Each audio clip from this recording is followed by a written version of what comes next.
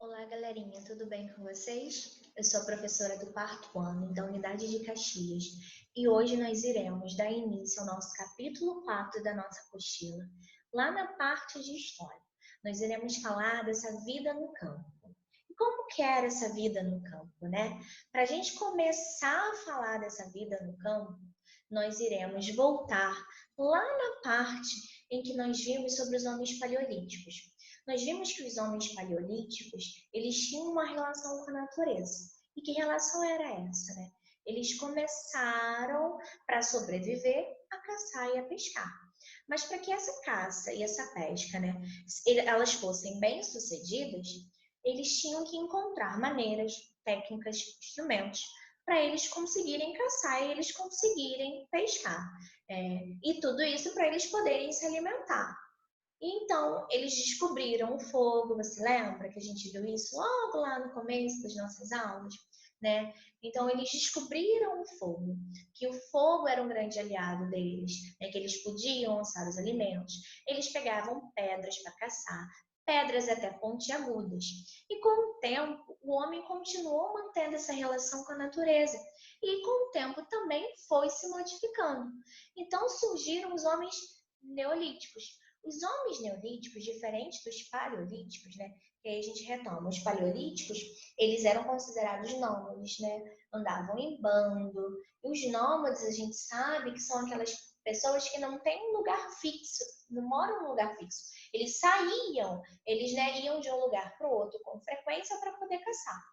Já os homens neolíticos, eles têm um pouco disso, mas eles começaram a abordar isso de uma maneira um pouco diferente. Como? Né? Surgiu o processo de sedentarização, porque os homens neolíticos, conforme foi modificando, né, ao longo do tempo essa relação do homem com a natureza, ele deixou de ser o caçador e o coletor, ele se tornou um produtor. Os homens neolíticos, eles começaram a produzir o próprio alimento. Então, eles começaram a domesticar plantas e animais, que aí surgiu a agricultura e a pecuária. A agricultura nada mais é do que o plantio, né? O cultivo da plantação. E a pecuária nada mais é do que a criação de animais. A partir daí, começou o processo que a gente dá o nome de sedentarização. Mas, professora Camila, o que é sedentarização? Né? A sedentarização é quando o homem fica em um determinado lugar e começa a modificar esse ambiente ao seu redor. E com essa modificação que os homens neolíticos começaram a fazer em determinados lugares, surgiu o que a gente, né, começou a nomear como as tribos, surgiram as primeiras tribos. E essas comunidades começaram a ter mais necessidade de criarem meios, técnicas, né, para eles poderem viver melhor, para eles poderem caçar melhor, para eles terem um plantio melhor. Como isso? Né? Eles começaram a descobrir outras maneiras e foi um grande avanço tecnológico. Para a gente, né, é um avanço tecnológico muito comum, a gente nem considera como um avanço tecnológico. Mas para eles, não, naquela época foi um grande avanço. E a gente nem percebe, né, que essas matérias-primas, que esses objetos feitos dessas matérias-primas são tão importantes e foi criado, né, foi descoberto há muito tempo. Será que você consegue descobrir? Vamos ver? Ó, a gente dá o nome de idade dos metais, porque, como o próprio nome diz, metais. Os homens neolíticos, eles começaram a perceber que os metais, quando entravam em contato com o fogo, eles se derretiam, e quando esfriavam, eles se tornavam sólidos. E aí, a partir dessa descoberta deles, né, dessa percepção desses homens neolíticos, surgiu a metalúrgia. O que é a metalúrgia? É esse processo, né, essa técnica da extração dos metais. E aí, assim, você me pergunta, e a pedra, né, que eles utilizavam lá antes, né? A madeira, o osso, né? Essas, né, matérias-primas não foram mais importantes? Não, continuaram tão importantes quanto. Só que aí surgiu os metais, que eram um pouco mais fácil e mais resistente para eles poderem, né, cultivar, para eles poderem plantar, para eles poderem, né, criar os animais, para eles poderem caçar. E o primeiro metal a ser manipulado por esses homens neolíticos foi o cobre. O cobre, ele é muito maleável, ele é muito fácil da gente modificar, da gente moldar. Então, para eles, isso por um lado era bom. Porém, né, a grande questão do cobre para os homens neolíticos é que caso eles fossem fazer as armas, os instrumentos, né, ele amassava com muita facilidade. Então tinha essa desvantagem. E aí os homens neolíticos, eles começaram, né, a pesquisar mais, eles não paravam, eles continuaram. O homem, ele está em constante transformação e busca por melhorias. Foi então quando eles descobriram que se eles pegassem aquele cobre e misturassem com os outros metais, aquecendo no forno, eles poderiam ter um outro produto que fosse um pouco mais resistente. E aí eles descobriram o bronze. O bronze, em relação ao cobre, ele é muito mais resistente. Então, para eles, já era um pouco melhor. Mas eles não pararam por aí. Lá na nossa página 217, que vem falando sobre essas idades dos metais, fala também sobre o surgimento do ferro, né? Eles viram, né, que só o cobre, só o ferro ainda não supria a necessidade deles. Então eles pegaram, descobriram que se eles, né, aquecessem mais, né, colocassem esse ferro em temperaturas altíssimas, eles conseguiriam algo mais resistente do que o cobre, mais resistente do que o bronze. E aí eles descobriram o ferro. Daí, idade dos metais, porque os homens neolíticos começaram a trabalhar com esses metais. Porém, o ferro, que foi o último que eles conseguiram descobrir, só por volta de 1500 a.C., que eles conseguiram, né, realmente estabelecer essa utilização desse ferro. E aí se espalhou muito lentamente pelo mundo. Se a gente parar para observar, de repente até aí na sua casa, ao redor do lugar que você está, tem objetos feitos com esses metais. E foi o que eu falei lá no começo, para a gente não é um avanço tecnológico assim, né? É porque a gente está tão acostumado, mas a gente não para pensar às vezes que há muito tempo atrás, né, os homens, os seres humanos, né, tiveram todo esse trabalho de descobrir. Então, os homens neolíticos conseguiram descobrir isso, e aí deu-se a idade dos metais. Mas esses homens neolíticos, eles não pararam por aí, né? Eles trabalhavam com a pecuária, eles trabalhavam com a agricultura, eles eram os produtores, né? Não eram mais os caçadores, eles eram os produtores. E aí a gente viu que conforme eles foram crescendo, né, descobrindo, eles fixavam em um lugar. E que lugar é esse, né? Essas comunidades neolíticas, elas normalmente, né, geralmente, elas ficavam próximas aos rios. E aí eles construíam habitações de barro, em madeira, em pedra, cobertas de palha.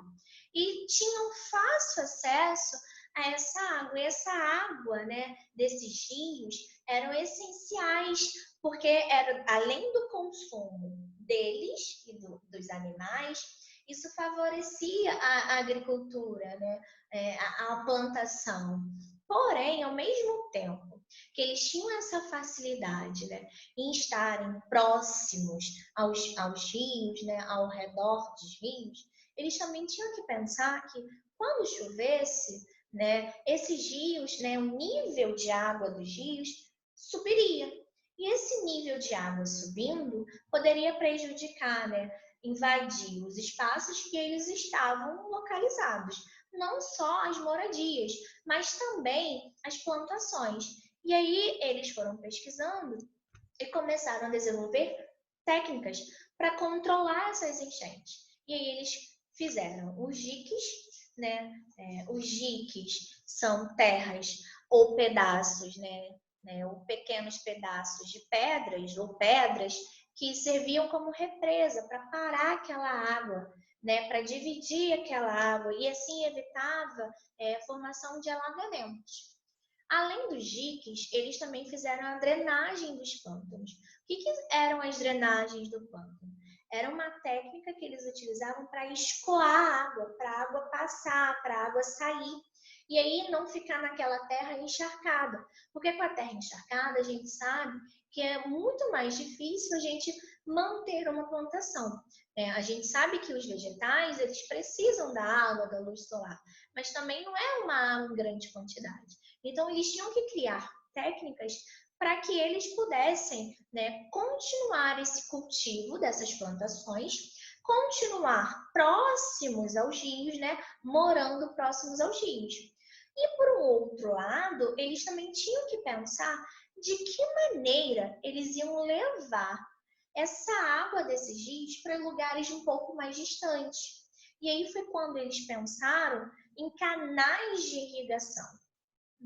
Tinha a situação anterior que eram existentes e tem agora, que eu estou apresentando a situação contrária.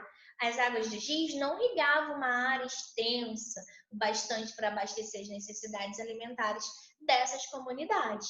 Então, para que essa água fosse distribuída, eles fizeram os canais de irrigação, que é por onde essa água era conduzida, era passada para distâncias maiores, mais afastados, locais mais afastados, aumentando assim as terras mais aptas, mais favoráveis. Então, eles tinham mais terras para eles poderem plantar.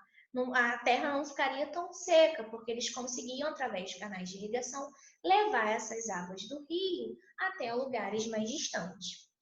E aí, o que eu vou falar para vocês agora é sobre um pouquinho do que a gente vive, na nossa realidade.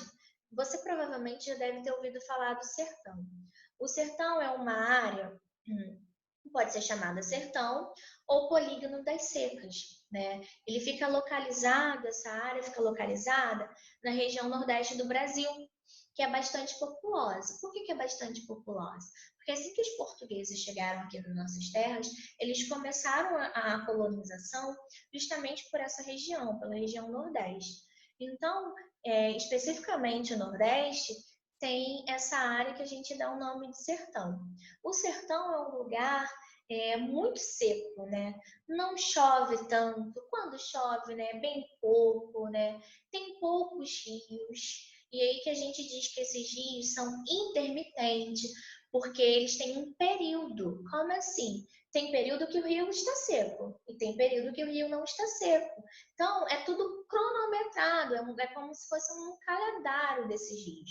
Por isso que eles são intermitentes. É um lugar com clima semiárido, o que é? Marcado por longos períodos de secas, o que traz dificuldade para quem vive ali. É um lugar que o ar é muito seco. Só que as pessoas que vivem ali, elas também precisam criar estratégias, meios para elas sobreviverem. Assim como os homens paleolíticos, como os homens neolíticos, que foram criando técnicas, para eles sobreviverem, as pessoas que hoje vivem no sertão também precisam criar maneiras, estratégias para que elas consigam sobreviver. E aí as atividades econômicas dessa área, dessa parte da região nordeste, são mais voltadas para a criação de gado e para a agricultura de subsistência. O que é agricultura de subsistência? A agricultura de subsistência é aquela agricultura em que a pessoa ela planta para a própria sobrevivência. Ela planta e aquela plantação serve de alimento para ela, diferente da agricultura comercial. Na agricultura comercial, o agricultor, ele cultiva, ele planta, mas aquilo que ele cultiva e que ele planta, ele vende.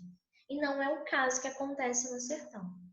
Então, assim, tem essa diferença entre a agricultura de subsistência e a agricultura comercial. No sertão a gente sabe que é muito seco, então para eles têm que plantar para eles poderem sobreviver.